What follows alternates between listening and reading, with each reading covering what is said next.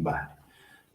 Bueno, lo primero de todo es deciros que la sesión de ayer ya se grabó y está subida en la web y en el canal de YouTube que tenemos para estas sesiones. Entonces las podéis ver cuando queráis, todas ellas. La de hoy, pues tal cual se termine de procesar hoy por la tarde, la subiré también.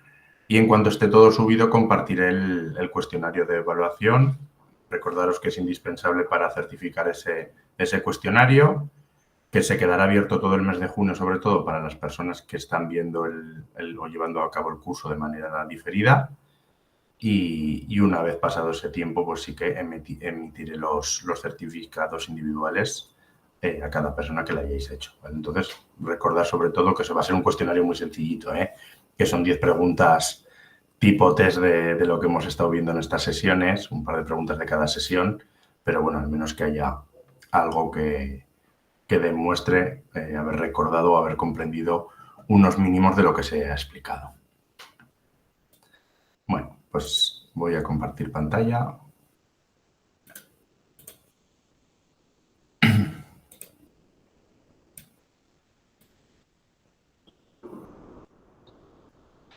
Bien, vamos a hablar de creatividad y motivación como impulsores del talento.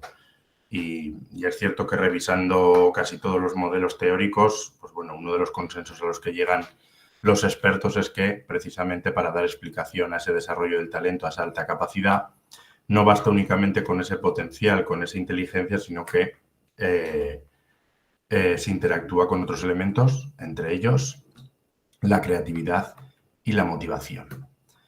Pero ¿cómo interpretamos la motivación y la creatividad? Si realmente sabemos o en qué consisten cada una de ellas. Y para poder llevar esto a cabo y comprenderlo mejor, sí que vamos a empezar con una pequeña dinámica que, bueno, pues siempre la suelo hacer y hoy pues la voy a hacer con vosotros también, ¿vale? Dejo de presentar en este momento y así sí que os voy a ir viendo. Os voy a pedir hacer dos actividades muy cortitas. La primera tiene que ver con la motivación. Es para ver cómo es de estable y si sabemos realmente cómo manejarla, porque os voy a lanzar una pregunta sencilla y a ver si podéis responderla de manera rápida, porque luego cuando la hago cuesta. Vamos a utilizar el chat para esto, ¿vale? Para esta primera pregunta. Y es muy clara, muy directa. ¿Qué hacéis en el aula para motivar a vuestros alumnos?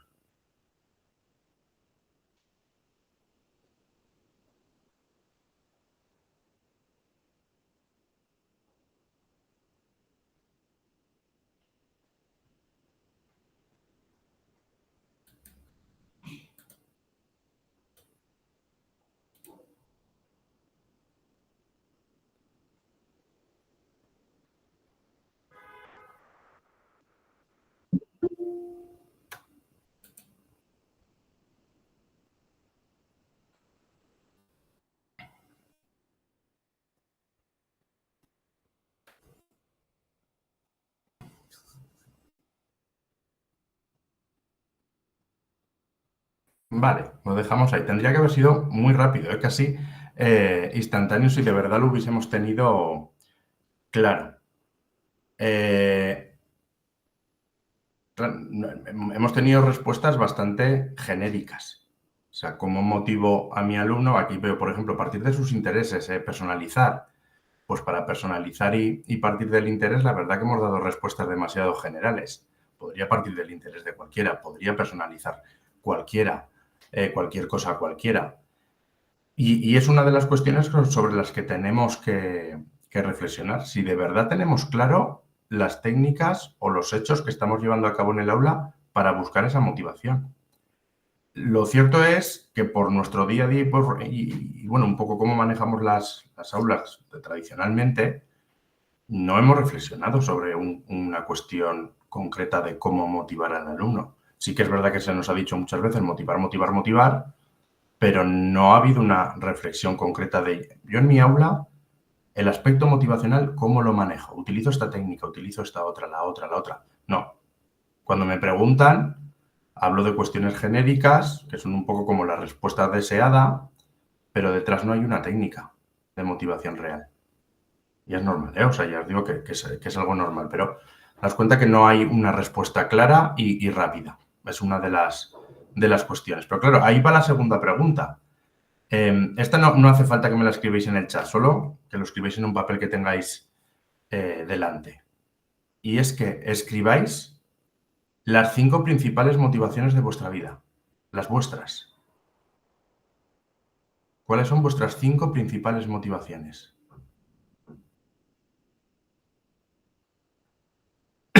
Rápido, os dejo 15 segundos, lo voy a contar además. 1, 2, 3, 4, 5, 6, 7, 8, 9, 10, 11, 12, 13, 14 y 15.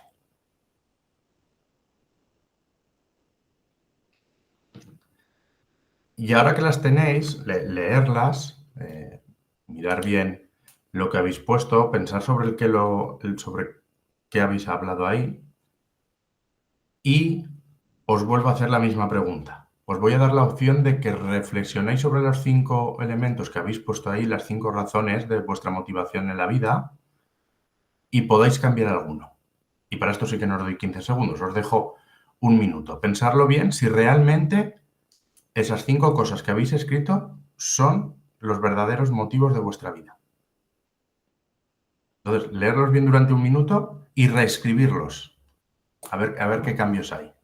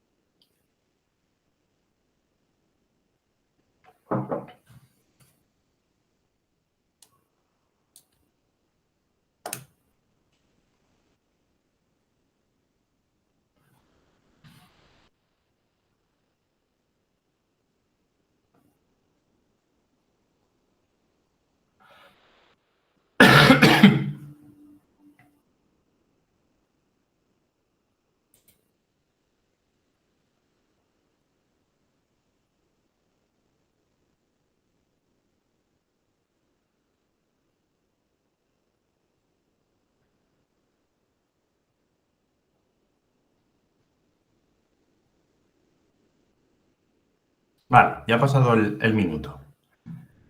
Ahora sí que os voy a pedir que escribáis en el chat. No hace falta que me digáis cuáles son vuestros 5 motivos. Muchos de ellos se repetirían y los podría intuir, incluso pues, los que tengan familias, con niños pequeños está claro hacia dónde va a apuntar una de nuestras motivaciones. Quien esté muy centrado en el trabajo también tenemos claro hacia dónde apunta otra de las motivaciones, pero precisamente esas son las que también hay que reflexionar. Pero escribirme en el chat cuántas de esas motivaciones habéis cambiado al volverlas a pensar. Si habéis cambiado una, si habéis cambiado dos, si habéis cambiado tres o si no habéis cambiado ninguna.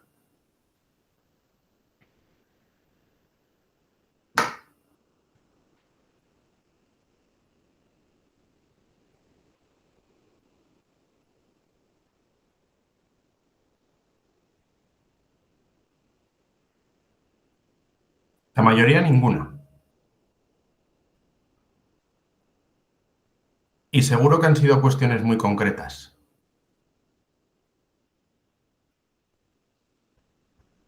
Menos 2 personas que han admitido que han cambiado 3 y 2, los demás se han reafirmado en lo que habéis puesto.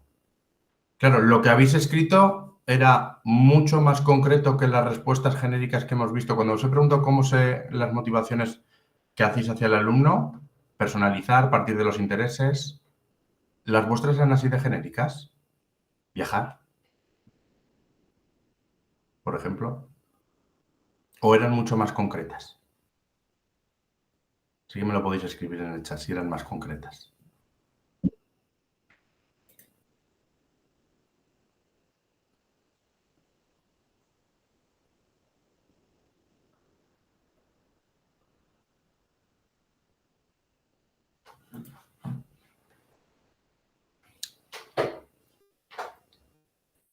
Cuanto más concretos somos, más reflexivos hemos sido y más acertadas y más claras tenemos las ideas. Y también son más inamovibles que cuando son más genéricas, que sí que dan pie a una reflexión más profunda y posiblemente un cambio. Pero sí que hay en todo caso que teníais más claro vuestra propia motivación, de cara a vosotros sí que sois capaces de pensar en una motivación más intrínseca, y cuando pensamos en los demás nos cuesta ver más cómo encontramos esa motivación intrínseca de los demás. Y ese es el reto motivacional del aula, y por eso es tan complicada la motivación. Es que no resulta sencillo motivar a los demás. No resulta sencillo. Sí que hay un dicho que es motivar para motivarnos, que la mayor motivación propia la encontraríamos sabiendo motivar a los demás. Claro, o sea, lo que nos indican es justo aprende a hacer lo más difícil para ver cómo tú mismo te ves recompensado. Pero yo digo, la motivación hacia los demás y más en estas etapas educativas es altamente compleja, muy difícil que la podamos llegar a manejar en las aulas. En todo caso, y ya en el contexto de la alta capacidad, si vamos a hablar de una motivación, y siempre lo repetiré 1000 veces, vamos a hablar de una motivación intrínseca. Poneros en la piel del otro, ser muy empáticos con el alumno de alta capacidad para comprender realmente esos intereses, esa personalización, en qué camino debe de ir. Porque sí que es necesario ponerte en la piel del otro para poder ir trabajando esa motivación más interna y no basado en aspectos tan externos o tan extrínsecos. Eso en cuanto a la motivación. En cuanto a la creatividad, os voy a dar 10 segundos para 3 dibujos sencillos. O bueno, os voy a dar 15. ¿Vale? Va a haber que dibujar cuando yo haga la cuenta un árbol, una casa, un medio de transporte. ¿Vale? Un árbol, una casa y un medio de transporte. Y os dejo 15 segundos para hacerlo. Y ahora hablamos de ello. 1, 2, 3, 4, 5, 6, 7, 8, 9, 10, 11, 12, 13, 14 y 15.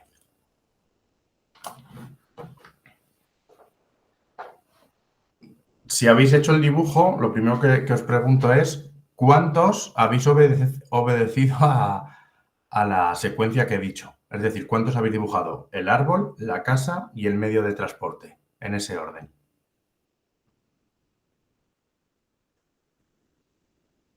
¿Alguien no ha seguido el orden? ¿Ha hecho una composición más extraña o...? Vale. 2 personas que no y el resto sí que habéis seguido el orden. Luego, por ejemplo, el árbol, pues lo habréis hecho con el palito o el rectángulo y una copa en forma de nube. ¿Cuántos sí? ¿Cuántos habéis seguido ese esquema? Vale. ¿Alguien ha cambiado ese árbol, ese tronco rectangular por uno que es más curvilíneo, como que se ensancha en la base? ¿Vale? Bien. ¿Y alguien ha cambiado, no ha dibujado ninguno de esos 2 tipos de tronco?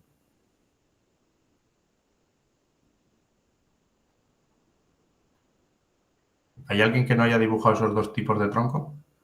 ¿El rectangular o el...? Vale, Viana no. Vale. ¿El árbol, alguien ha añadido ramas o solo se ha ceñido a la nubecita?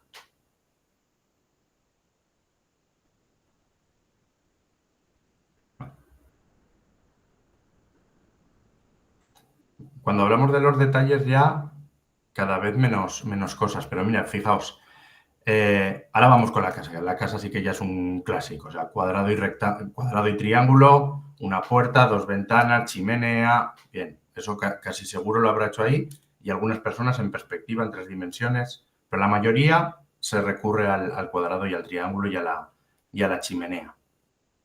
Y medio de transporte. ¿Cuántos han hecho como medio de transporte un coche?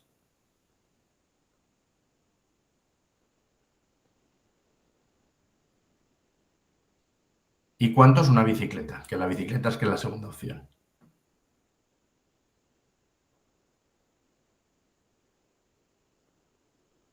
Muy pocos no habréis hecho ni un coche ni una bicicleta, muy pocos. He visto un autobús, un tren y un barco. Bueno, la mayoría. Claro, ¿por qué ocurre esto? Hay elementos que merman automáticamente la creatividad. O sea, todos podríais haber sido más disruptivos. De hecho, si ahora os doy simplemente un pequeño tip de decir, por favor, dibuja 5 tipos de árboles diferentes y dibuja 5 casas diferentes. Y eso ya es libre. Solo con eso, cada uno de vosotros vais a empezar a dibujar 5 casas diferentes. Incluso os iréis a elementos totalmente diferentes, como por ejemplo dibujar una casa que es un iglú, porque un iglú es una casa. O sea, os podéis ir a ese pensamiento más lateral y divergente con ayuda. Pero de inicio no. De inicio nos vamos a patrones. Esto se llama plantillas cognitivas y se desarrollan por un exceso de instrucción. O sea, el esquema de los árboles que hemos dibujado, el esquema de la casa, no es por tener más o menos tiempo. Es porque es como nos instruyeron, es como nos enseñaron en una edad temprana. Entonces, cada vez que nos centramos en una forma de enseñar muy instructiva, pues lo que hacemos es dejar a un lado la creatividad. No hay opción a tener segundas ideas. Y por eso luego, pues bueno, vamos teniendo unas ideas muy fijas que pasan los años y pasan. Y seguimos igual. Igual que con los medios de transporte, en la mayoría era bicicleta y coche, por lo mismo, o sea, volvemos a esa edad temprana. Lo que nos hacían dibujar eran bicicletas y coches. Alguno que sea muy creativo es el que se ha planteado, hombre, en los tiempos modernos hay más patinetes, que he visto que un par han puesto el patinete. Pero solo aquellos que se han empezado a lanzar preguntas por encima de lo que era lo habitual, consiguen esa creatividad fuera de lugar. Pero si no, el propio estilo de enseñanza a la mayoría de nosotros nos ha creado ahí una serie de huellas cognitivas, de plantillas, con las que operamos y no nos permitimos ser más creativos. Entonces, está un poco en vuestras manos que el alumnado de hoy pues empieza a seguir teniendo también muchas plantillas cognitivas o tenga un pensamiento mucho más abierto. Depende de si en las clases dejamos pensar. ¿Qué es realmente la creatividad? La creatividad y la motivación se unen porque la creatividad es la posibilidad de hacer preguntas y aprender a responderlas y la motivación es lo que nos impulsa a esa curiosidad y a resolver las preguntas que nos hacemos. Y ambas son altamente introspectivas, como la alta capacidad. Por eso la motivación y la creatividad van muy de la mano de las altas capacidades, por ese carácter introspectivo, muy interno, que tienen todas ellas. Pero entonces sí que nos quede claro que la motivación es compleja y que la creatividad, pues que según con el estilo de enseñanza que vayamos trabajando, la podemos mermar. Vale, una vez hecho esto, voy a volver otra vez a compartir pantalla y vamos a avanzar. Vamos a desmontar mitos del talento para ir aterrizando sobre la motivación y la creatividad, porque esto marca también de alguna manera la comprensión que tenemos de los otros elementos. Se sigue pensando que el talento es algo con lo que se nace. Incluso se sigue pensando que el talento es exactamente lo mismo que la alta capacidad.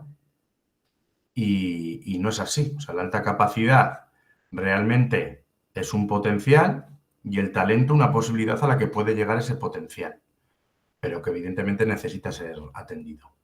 Pero en ningún caso vamos a pensar que el talento y la alta capacidad son elementos estáticos, son muy dinámicos y evolutivos.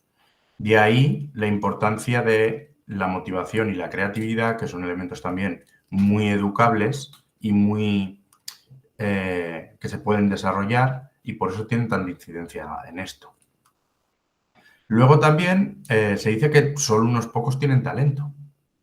Pero claro, si al final lo que decíamos es esa posibilidad, el talento como tal no es que pertenezca únicamente a unos pocos. ¿Vale? El CI tampoco es sinónimo de talento. CI es una medición psicométrica de un constructo totalmente artificial al que hemos llamado inteligencia. Y a partir de ahí hemos identificado dimensiones que explican esa inteligencia, como los razonamientos. Pero el CI no implica talento y la alta capacidad, como digo, tampoco es exactamente lo mismo. Y al no ser una condición del ser, que esto sí que es algo que está súper extendido y es un error, o sea, esta persona es de altas capacidades, esta persona es talentoso. Cuando ya invertimos los papeles de los adjetivos y de los sustantivos, pues les damos ya una connotación a todo esto que parece que sea una condición del ser, como el ser rubio o el tener los ojos azules. Entonces, claro, ahí hay un problema de concepto que convertimos en estático algo que es muy dinámico. Entonces, por lo tanto, el talento ni se nace con él ni florece por sí mismo. Y todo esto responde a los enfoques actuales que ya en el siglo XXI autores como Renzulli y Gagne nos lo han remarcado. Renzulli con las publicaciones que tiene con Reis y Gagne ya en su propia teoría del desarrollo de la capacidad al talento, nos hablan de esta característica dinámica y evolutiva de la alta capacidad y que surge de una interacción de cuestiones que son más naturales y más innatas, con factores ambientales, con cuestiones de la personalidad y también de los propios motivos o intereses de la persona. Entonces, claro, para que esta conjugación de varios elementos se puedan educar y dar adecuadamente, pues hombre, requiere una identificación temprana de todos ellos y empezar a trabajar para que las piezas del puzzle, mucho más complejas de lo que puedan parecer, encajen y den el resultado esperado, incluso ese resultado potencial que se podía llegar a alcanzar y no el que se ha dado fruto de la casualidad o la suerte. Claves para enmarcar el talento. Seguimos con frases que apuntan a lo mismo, o sea, a un potencial de acción y no un don que está congelado. No basta con tener capacidad, no basta con identificar altas capacidades. Si no se trabajan, no se desplegan. Y si una vez que se han desplegado no somos capaces de mantenerlas al nivel, tampoco conseguimos desarrollar el talento. Y no es una cuestión de si aparecen, no aparecen o si se pierden por el camino. Es una cuestión que en el momento que sabemos que es una condición evolutiva y desarrollable, se necesita constancia, se necesita trabajo. Entonces, identificación, sí. Después trabajo. Al trabajar, ¿qué hacemos? Desarrollar.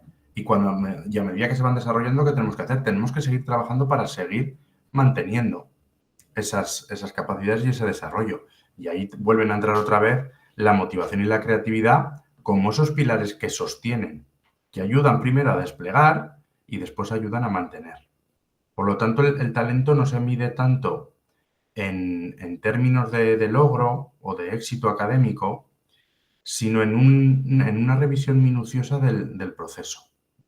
Aquí ponemos más el foco, como pasa en los enriquecimientos también y como pasa en cualquier intervención en las que realmente buscamos este desarrollo, ponemos el foco en el cómo se hacen las cosas, cómo se logran, cómo se llevan a cabo. No tanto en el qué, ni en el qué inicial ni en el qué final. Porque, bueno, pues por el camino los procesos no han podido ser los mejores. Ni en los procesos empleados, a pesar de un resultado digno o ajustado a lo que se pedía, en esos procesos no vemos esos matices de talento, de brillantez, de excepcionalidad. Y por eso sí que es importante que pongamos el foco en el proceso. Empezar y acabar es relativamente fácil. Acabar con un buen resultado también es relativamente fácil, es técnica y constancia, pero que el proceso haya sido excelente que haya sido eficaz, que haya sido eficiente, ahí sí que es de verdad donde podemos ver el valor y el papel del talento. Ya os digo, hay modelos explicativos y tuvimos una sesión entera, pero sobre todo con estos rasgos de movilidad y de dinamismo, el modelo de Renzulli, el modelo de Gagné y también las teorías de Stenberg con esas inteligencias analíticas, creativas y prácticas. Sobre todo porque hacen guiños al proceso y a las variables de motivación y de creatividad como posibilitadoras y potencializadoras de todo esto. El papel del clima educativo y del aspecto emocional. Porque si hemos dicho que el talento es un potencial, es algo que se puede dar y debemos de pensar en cómo se convierte en un resultado, pues ahí, evidentemente, al decir que ya no es lo mismo que la capacidad, ya no vale con esa capacidad intelectual. Se tienen que dar otros elementos para que el talento florezca y para que el talento realmente evolucione. Entonces, es una cuestión, como todo proceso continuo, que requiere de acompañamiento, que requiere de orientación. Y hay elementos que tienen que ver con el ambiente, el clima y también los desarrollos y el cuidado emocional, que son catalizadores de esa conversión del potencial en un hecho consumado, en un hecho cristalizado. Y eso sí que depende de cuestiones emocionales y de cuestiones contextuales, porque son los posibilitadores. Emocionalmente, desde luego, el acompañamiento es esencial, y lo digo siempre. Demasiados enriquecimientos curriculares hacemos para los pocos que estamos haciendo de corte emocional. Y muy poca atención se le está prestando a los desarrollos socioemocionales de este tipo de alumnado y demasiado a los de si rinden o no rinden sin mayor explicación.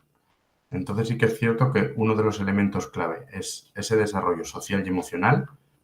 Son los mayores potencializadores o los que mejor explican esa mediación o moderación entre las variables cognitivas y el propio desempeño académico. Y después, los ambientes. Necesitan ambientes de seguridad.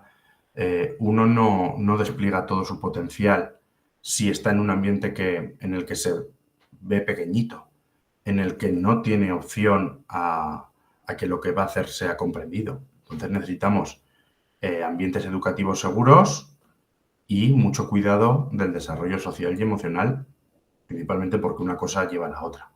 Es un poco la pescadilla que se mueve la cola, que cuidamos primero el clima y después el aspecto emocional, primero el aspecto emocional y después el clima, pues bueno, ambos a la vez. Factores clave. Las expectativas. Pueden ser altas, medias, más ajustadas, pero la cuestión es que la clave es que sean realistas, que lo que nos propongamos sea alcanzable. Y de hecho, cualquier alumno lo que necesita es esa experiencia de éxito, el ver cómo, aunque no sea siempre, de vez en cuando sí que cumple con los objetivos y alcanza las metas. Después, quitar este estigma del error. Si queremos tener ambientes seguros, pues eliminar el error como algo negativo, como un fallo que no se debe de volver a repetir, pues es algo que debemos eliminar. El error es la principal fuente de aprendizaje. El error es humano, es algo normal y lo podemos aprovechar como una motivación positiva, de hecho, para seguir escalando. También es importante que tengan ejemplos o espejos positivos de donde mirarse este alumnado.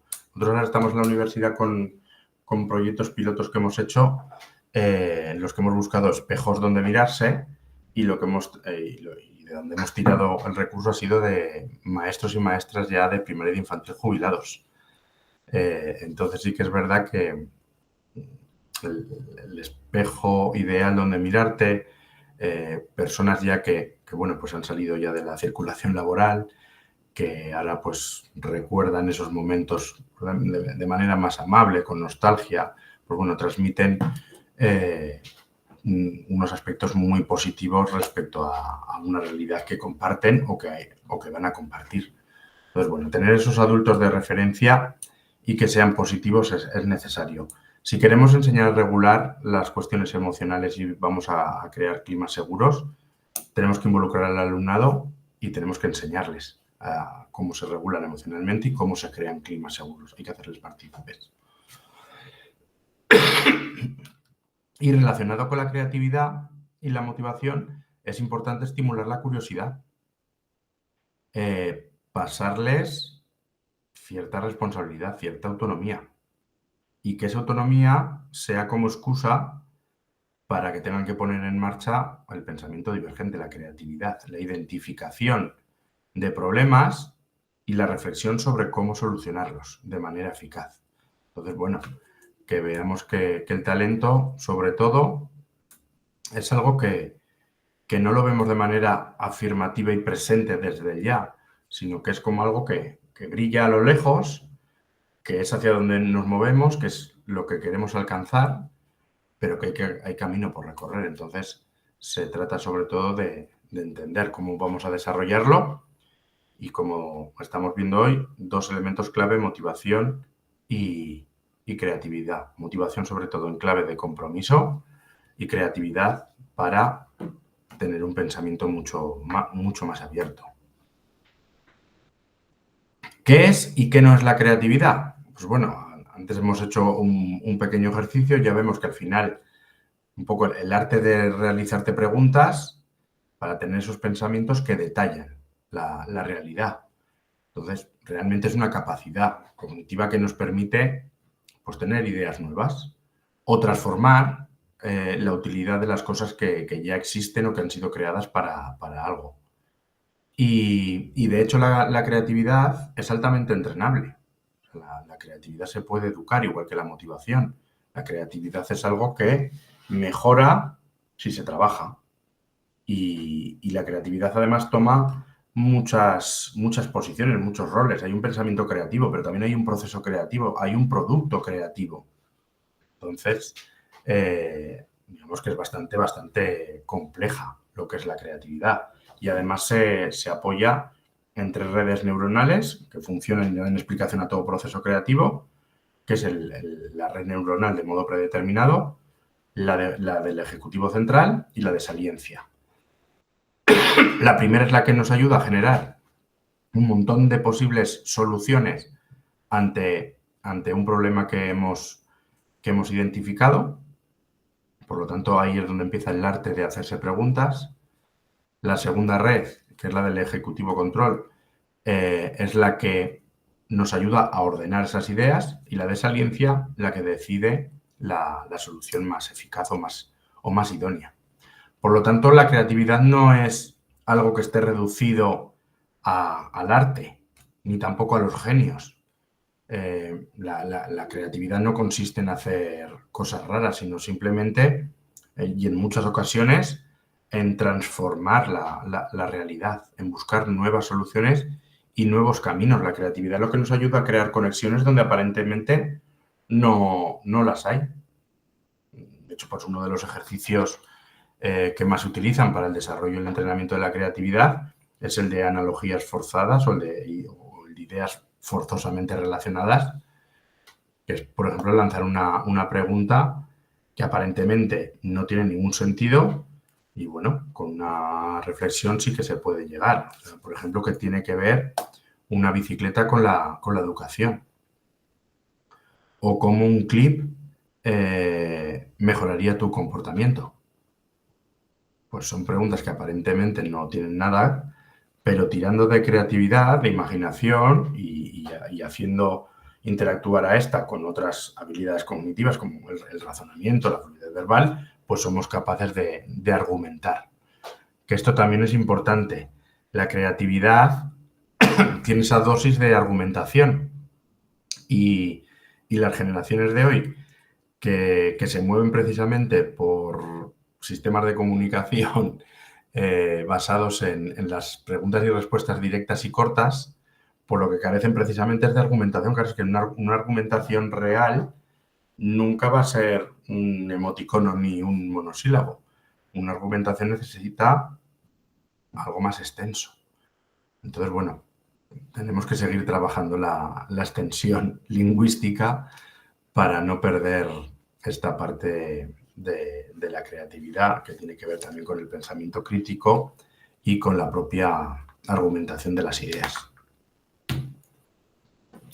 Una de las clasificaciones de creatividad, normalmente suelo poner otras, en las que hablo, pues bueno, de 5 tipos de creatividad que se relacionan también con 6 elementos clave de creatividad, con ejemplos que incluso pues algunos modelos ya no son 6, sino que son 12, otros lo reducen a 3, pero bueno, hoy cojo otro modelo de clasificación y, pues bueno, los que no lo hayáis visto en la página de la Comunidad del Talento tenéis una sesión anterior de un seminario de creatividad donde ahí aparece la explicación esta de otro tipo de clasificación que podéis ver ahí grabada, y hoy pues pongo otra nueva. Y me hace mucha gracia los 2 primeros puntos, el Big y el Little C, que es una creatividad eminente frente a una creatividad cotidiana. Esa creatividad que va de la mano de la eminencia, que va de la mano de los genios, hace referencia a una creatividad, a una producción, a una generación de ideas que ha trascendido lo personal y lo particular y ha dado el salto a un cambio, una transformación de lo social y de lo humano. Es decir, cuando la creatividad es capaz de generar productos, ideas que transforman la vida, pues bueno, ahí decimos que es una creatividad de tipo del Big C. Pues ejemplos, Einstein, Marie Curie, Picasso, pues bueno, los grandes descubridores de hitos científicos, por ejemplo, tienen una creatividad que embarcamos aquí. Entonces, requieren un reconocimiento social, una transformación del campo y va de la mano de los llamados genios. Eso no quiere decir que la creatividad deba de aspirar siempre a esos grandes eventos, a esas grandes realidades, sino que en el día a día aparecen muchos momentos creativos y es a los que llamamos el Little C, que es usar la creatividad para resolver situaciones comunes, pero o sea, de las más sencillas. He ido a abrir una lata de espárragos, se ha roto la anilla y necesito abrir la lata y no tengo latas.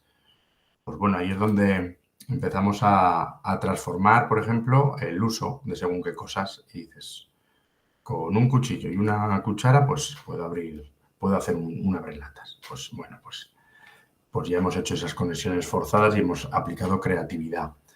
De hecho, uno de los ejercicios también básicos para trabajar la creatividad es que frente a una utilidad o a una representación de algo, pidas que sustituyes, cambies, transformes. O sea, una serie de verbos que te ayudan a transformar ese hecho.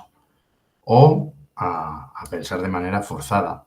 Por ejemplo, construye 3 frases motivadoras, la primera con una piedra, la segunda con una pinza y la tercera con una peonza. Bueno, pues tú vas a tratar de lanzar una frase motivadora y en positivo, pensando en una piedra, pensando en una pinza y pensando pues en una peonza. Bueno, y lo lograrás. Y ahí pues es una evidencia de cómo funciona la creatividad. Luego, a partir de ahí, también según la connotación o el momento, el ámbito donde llevamos a cabo la creatividad, pues podemos hablar de una creatividad del ámbito profesional y luego de una creatividad del ámbito más personal. Como digo, todos los procesos estos funcionan igual, con las mismas redes y el mismo funcionamiento. Lo que ocurre es que, bueno, algunos procesos creativos, por la connotación que tienen, pues suelen ser más subjetivos y emocionales y otros pues suelen ser más técnicos y razonables. Por ejemplo, más posiblemente las soluciones dadas por una creatividad profesional, precisamente en ese entorno profesional, seguramente tendrán esa connotación más técnica y es un tipo de creatividad que obedece más a procesos lógicos.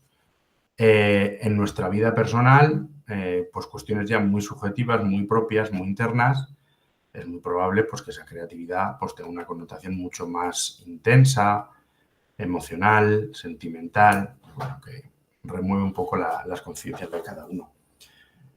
la escuela realmente no se tiene que alimentar de esta Big C, sino que tiene que cultivar sobre todo personas capaces de manejar estas Little, capaces de manejar estas personales, y bueno, lo profesional pues ya llegará paso a paso, pero que aprendamos a manejar muchas Little, sí. Fases del proceso. Os decía de cómo se involucran 3 redes neuronales, pero luego el proceso creativo tiene unas etapas claras. La preparación, que es recopilar la información que te lleva a una reflexión. La incubación, esa reflexión empieza a tener pozo. Todo esto es muy rápido realmente. El momento eureka, que es cuando dices, anda, he estado reflexionando, ya lo tengo, ya sé para qué sirve esto. Y después una verificación, hay que ponerlo a prueba. Entonces, casi todos los procesos creativos son esto. O sea, ¿qué problema tengo? ¿Cómo lo podría solucionar? Ya tengo la idea, voy a comprobar si funciona. Serían los cuatro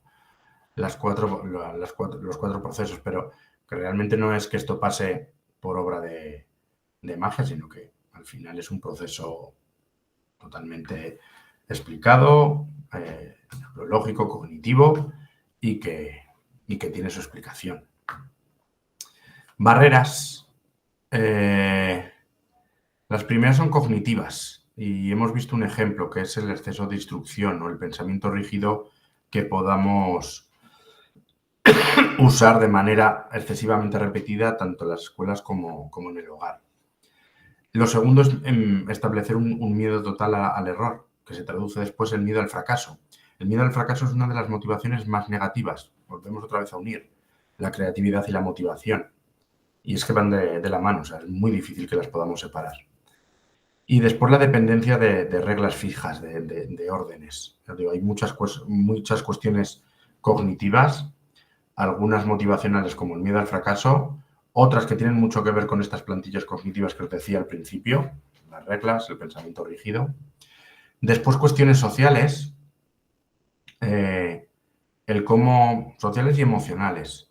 Cómo nos encontramos dentro de un grupo, cómo nos percibimos, nos va a permitir, en mayor o en menor medida, desarrollar o no desarrollar nuestra creatividad. Si nos falta apoyo, si percibimos presión, es más difícil que nuestra creatividad se desarrolle. Si estamos en un ambiente seguro, pues tanto social como emocionalmente nos vamos a sentir bien y la creatividad va a fluir. En cuestiones educativas, pues casi todo lo que tenía que ver con lo más tradicional.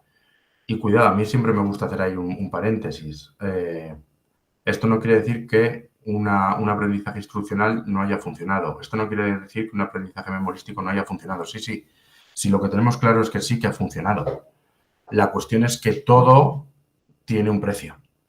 Y este tipo de formación y de educación que ha tenido resultados buenos, pues bueno, también ha sido a costa de la eliminación de cuestiones que ahora mismo las queremos recuperar como habilidades transversales.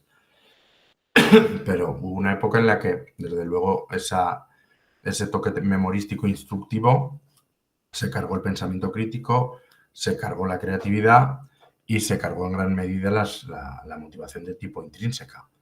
Empezamos a funcionar más por castigos y por recompensas, empezamos a entender de manera clara y muy bien lo que hay que hacer, por qué hay que hacerlo, y hay otras cuestiones más abstractas, más divergentes y más transformadoras que quedaron relegados. Bueno, pues hay momentos, hay métodos, pero insisto, no quiere decir que no haya funcionado.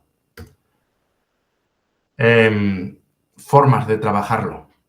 El pensamiento lateral de Bono, además, el de los sombreros, pues es que precisamente la técnica de los sombreros para resolver problemas, ese juego de rol, ayuda mucho al desarrollo del pensamiento creativo.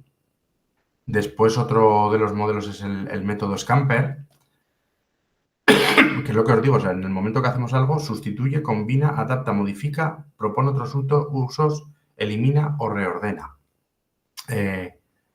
Reordenar el dibujo que habéis hecho del árbol, la casa y el medio de transporte. Sustituye la casa tradicional por otro tipo de casa. Combina un árbol realista con el árbol esquemático que has hecho. adapta y modifica todo el contexto de la composición. De hecho, crea una composición, porque lo que tenéis hecho no era una composición. Pues esto es el método Scamper. Junto con el método Scamper, a mí también me gusta mucho el método LARC, que es dar 10 segundos para la casa. Después de la casa, haces una ronda de cuestiones, pues como lo que solemos hacer, un cuadrado, un triángulo, de una puerta, y lanzas una pregunta que siembra la duda, que siembra el reto y que hace reflexionar. Como por ejemplo, ¿y si estuviese en 3 dimensiones? Bueno, pues ahí ya el siguiente paso del método LAR es empezar a hacer las 3 dimensiones. Pero claro, pero ahí vuelve a pasar lo mismo. Lo habéis enfocado hacia la derecha, lo habéis enfocado hacia la izquierda, las 3 dimensiones se centran sobre todo en lo que es la profundidad de la casa, cómo se ha representado eso. Y se vuelve a meter otra idea. Y hay una tercera ronda. Entonces la creatividad también puede ser en cierta manera dirigida con métodos como el método LARC, que vamos a ir pidiendo elementos que aparecen explícitamente en el camper y que podemos utilizar un poco a nuestro libre albedrío en el otro lado. ¿Qué tal si sustituís? ¿Y si esto fuese? ¿No podéis combinar las ideas de y lo otro? Ir introduciendo el cuestionamiento, que era otra de las claves de la creatividad. Más elementos prácticos, el juego de metáforas, aprender por retos y aprender por ideas forzadas, ideas locas. Utilizar mucho el brainstorming, pero ya no solo verbal, también visual. Utilizar el design thinking, utilizar la lluvia de ideas siempre dibujada o escrita. Recordaros que esto también lo he repetido muchas veces. Está bien la orabilidad, está bien la expresión oral, pero si queremos más profundidad, vamos a manipular, vamos a compartir. El aprendizaje basado en los retos, en los proyectos, pues bueno, nos puede ayudar, porque siempre podemos tener una práctica más transformadora, con diferentes trayectorias de aprendizaje, más versátil. Y luego los espacios makers. A mí me gusta mucho, para esto, una caja con material reciclado y decir, fabrícame una máquina, la que sea. Y luego me explicas cómo se llama y para qué sirve. Esta parte de estos espacios makers, donde con elementos... esto es muy de infantil, ¿eh? O sea, tú creas una provocación y luego ellos pues desarrollan. Pero ya te digo, se puede llegar incluso a construirme una máquina, dime para qué sirve y cómo has hecho la composición. O sea que, bueno, esto la verdad que está bastante bien. Hay muchas, ¿eh? O sea, no habría menos de 8 métodos que se podrían emplear en el aula. Les digo, el brainstorming, verbal o visual, design thinking, trabajos por proyectos abiertos, espacios makers y provocaciones, el método Scamper, el método LARC, las metáforas, relaciones y analogías forzadas. Hay muchas formas de introducir en el día a día el desarrollo y el entrenamiento de la creatividad. Pero claro, la gasolina de esa creatividad y también del talento es que es la motivación, o sea, el deseo de actuar con sentido, no por obligación. Y esto en las altas capacidades tiene mucho que ver y mucho que decir. No funciona esa motivación de lo vas a hacer porque sí. Funcionan mejor cuando hay una comprensión, hay un razonamiento y hay una explicación sincera y profunda del porqué de las cosas. Entonces, es algo que hay que ir trabajando y que no nos debe dar ningún tipo de reparo. El desarrollar explicaciones muy profundas sobre el qué y el por qué. Porque además es que es un alumnado que lo necesita, ¿eh? Eso ya os digo que es así. Esa motivación tan intrínseca y esa creatividad también introspectiva se nutre de razonamientos internos y por lo tanto de muchas reflexiones y explicaciones. Motivación podríamos ver la positiva y la negativa que nos empuja a evitar, la positiva que nos empuja a repetir, también una intrínseca y otra extrínseca, la extrínseca basada en todo aquello que nos motiva pero que es externo, que es un castigo, que es una recompensa, la intrínseca, aquello que se centra en nuestro interés, en nuestro compromiso y en la curiosidad por saber, o sea, algo mucho más relacionado. En cuestiones de alta capacidad, como os he venido diciendo, una motivación intrínseca es la motivación que ayuda. Después, para comprender la motivación, a mí me gusta mucho la teoría de la autodeterminación de Ryan y de Deci, y sobre todo estos tres elementos. O sea, una motivación promovida por la autonomía del alumnado, por el desarrollo de la competencia del alumnado y por la vinculación que tiene ese desarrollo de la autonomía y la competencia. Sería de alguna manera permitir que trabajen solos y a su manera. Demostrar o provocar que queden demostrado también para ellos el desarrollo y mejora de sus competencias. Y después que quede claro la vinculación o la repercusión positiva que tiene toda esta ganancia. También porque la motivación se basa en cuestiones de necesidad. O sea, la motivación, que es el motivo por el que nos dirigimos hacia algo, existe un motivo para dirigirte hacia algo porque hay una necesidad. La necesidad, pues bueno, puede ser más biológica. Aquí nos podríamos ir a la pirámide de Maslow y ver cómo se estratifican las necesidades básicas del ser humano. Pero con esas necesidades básicas empieza la motivación. Y en la teoría de la autodeterminación, y centrado en alumnado con alta capacidad, el desarrollo competencial, la autonomía y la necesidad de esa vinculación y razonamiento de las cuestiones son las necesidades que necesita cubrir este alumno, ¿vale? Después, los teóricos de la inteligencia aquí lo criticarían mucho, porque hablamos de mentalidades de crecimiento y mentalidades fijas. Hace poco estuve en una conferencia con una persona muy experta en inteligencia y lo afirmaba taxativamente. No existe tal mentalidad fija ni tal mentalidad de crecimiento. Lo que dice tú, tienes o no tienes la motivación para hacer algo, pero eso de llamarle mentalidad, pues bueno, les costaba. La cuestión es que sí que nos viene bien para entender un aspecto que tiene ya más que ver con la personalidad, que es esa personalidad, esa persona que todo lo centraliza en algo dicotómico, que es o valgo o no valgo. Y como haya determinado que no valgo, a ver cómo me sacas de ahí, de mi frustración y de mi alta intensidad en negativo. ¿Y cómo me haces comprender? Pues que el error es algo natural y que no me implica que no sirvo ni que no valgo para algo. Entonces, bueno, más que hablar de una mentalidad fija instaurada dentro de lo que es el perfil de la alta capacidad, yo hablaría más de que este tipo de mentalidad, no sé si seguir llamándolo mentalidad, aparece ya como consecuencia de algo. Realmente, o sea, lo que es inherente a la alta capacidad es la curiosidad y, por lo tanto, son estas ganas locas de saber y de querer profundizar. Esto ya viene de un pensamiento ya negativo y para llegar a esto ya ha habido un algo, ¿vale?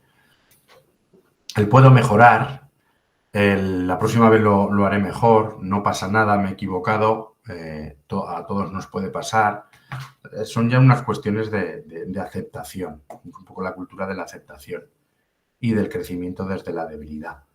Y es algo que se puede cultivar, se puede educar en el aula y que es incluso aconsejable. Ya os digo, lo podéis tomar como mentalidad fija o de crecimiento, que sé que ahora está muy de moda, incluso esa mentalidad de crecimiento que va de la mano de la resiliencia, de cómo sobreponerse, de cómo seguir adelante, de cómo no desfallecer. Pues bueno, ahí realmente son procesos motivacionales mezclados con la personalidad y la experiencia vivida de cada uno. ¿Vale? Más cuestiones, el locus de control. ¿Me hago cargo de mis logros, de mis fracasos o no? Hay personas que les cuesta mucho admitir que han errado y que han fracasado. Y en cuestiones, por ejemplo, dentro de lo que es la alta capacidad, si encontramos ese perfil autoexigente, perfeccionista, con una alta intensidad y alta facilidad para la frustración cuando no todo sale como él espera, pues bueno, el desarrollar este locus de control de me hago o no me hago cargo de mis fracasos, pues puede ser también una tónica. Pues bueno, cuestiones motivacionales que tengamos en cuenta. Quedaros sobre todo con esa motivación intrínseca, compleja de manejar, pero muy necesaria conocer. Y una motivación, pues bueno, basada en el desarrollo competencial, en la autonomía, como digo, en que ellos perciban que son válidos, que están mejorando y sobre todo que están comprendiendo el cómo se está llevando a cabo todo el proceso de desarrollo y cómo van mejorando. Factores que desmotivan y cómo revertirlos. En el momento que lo que se hace carece de sentido, la motivación se convierte en desmotivación.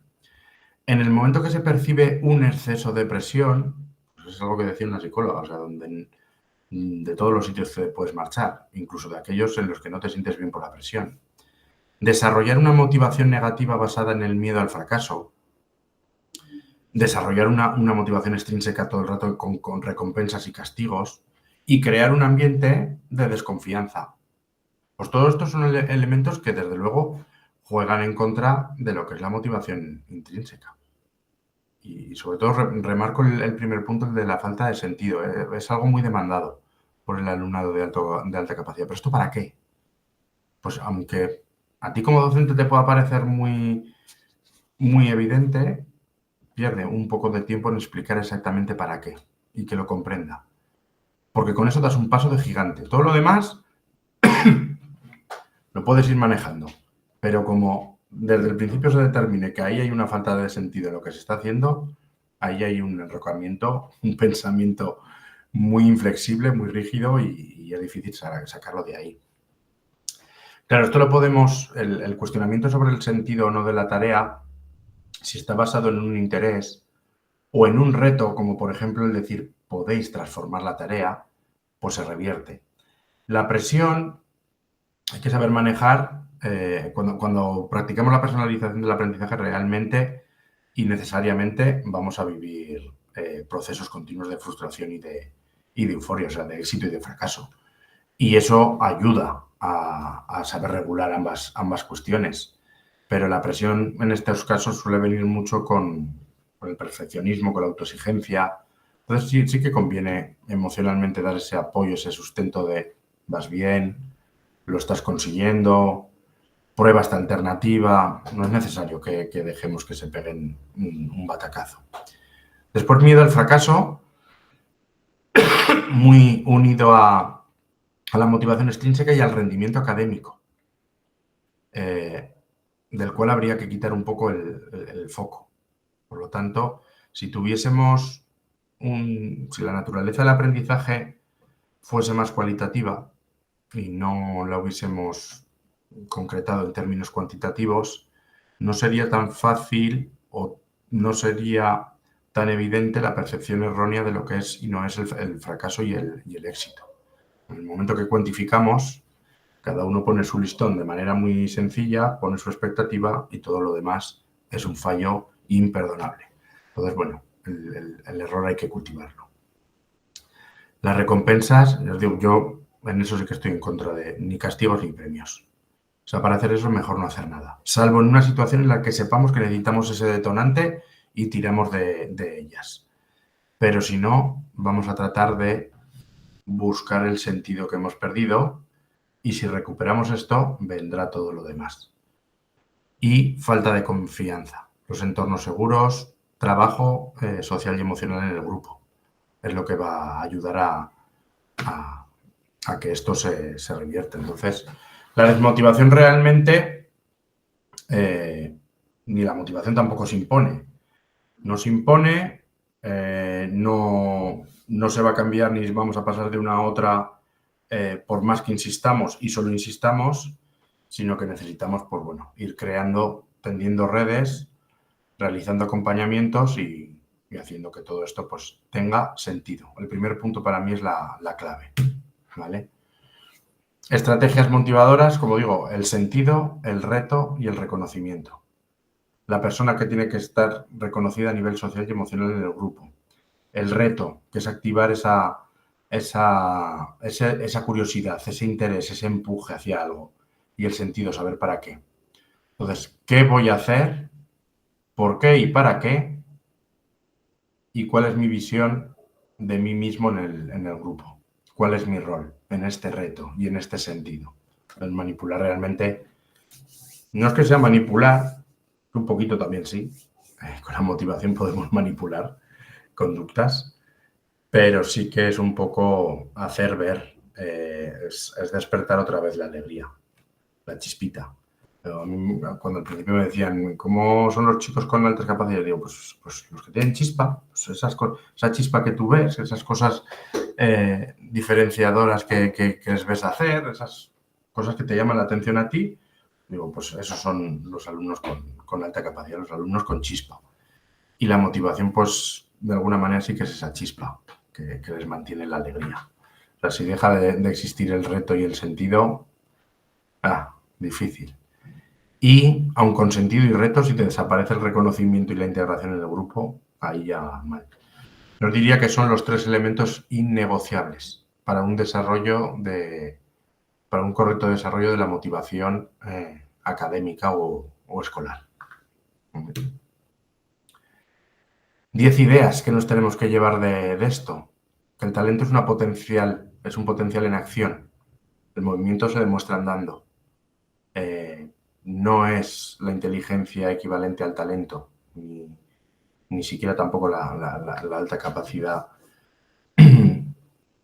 es algo estático, es algo en movimiento, ¿vale? No va a haber talento sin cuestiones emocionales, sin cuestiones creativas y sin cuestiones motivacionales. Que todas ellas se educan, se entrenan y se desarrollan. Que el error es una forma de aprender. Que el entorno en el que se va a desarrollar el aprendizaje y la seguridad que transmite el entorno importa mucho, muchísimo. Que no debemos dejar de que se pierda esa chispa, que se pierda esa motivación, ¿vale? Que evaluemos también para motivar, que sepamos dar un dulce de vez en cuando y saber también cuándo no darlo, porque hay veces que sí que los vamos a ver que están esperando ese apoyo emocional que quizás no debe de venir justo en ese momento. Y que también educar el talento y trabajar con las altas capacidades ni es responsabilidad del colegio por separado, ni es responsabilidad de la casa por separado. Lo que tenemos que tener claro es que si esto es un continuo, en el que desde luego no aparece ni se difumina en las 6 horas que llega el cole, tampoco aparece ni se difumina en el resto del horario en que están en casa. Por lo tanto, pues el talento, la alta capacidad se desarrolla en todos los ámbitos y dura todas las horas del día y por lo tanto se necesita coordinación entre ambos ámbitos y es totalmente necesario para poder llevar a cabo un buen trabajo con estos chicos y conseguir que el talento de verdad florezca hasta el nivel que se espera que florezca. Y por mi parte, pues hoy tendríamos ya este final de sesión, final de curso, con esta parte de la motivación y de la creatividad. Sí que, para complementar aquí, sí que os recomiendo que os conectéis a los seminarios anteriores que había, porque el de la creatividad en concreto y el de la motivación son 2 seminarios muy extensos. Que de la motivación hablamos 2 horas y cuarto ya en una sesión y de la creatividad hablamos otras 2 horas. Entonces hoy es un enfoque diferente al que hay en esos 2 vídeos, más resumido, más práctico para entenderlo, pero la ampliación lo tendréis en los otros 2 y sí que os recomiendo verlos. Es en la misma página web en los seminarios anteriores. No sé si tenéis alguna pregunta o alguna cuestión.